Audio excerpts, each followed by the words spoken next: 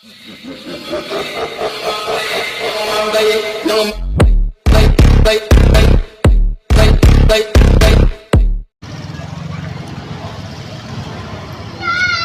hapon mga boss.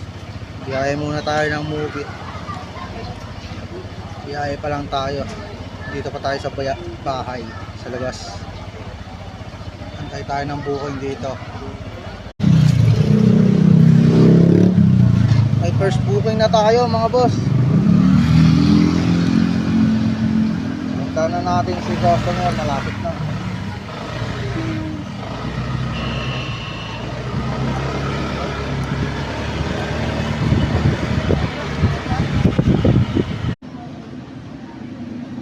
Yon, what's up mga sir?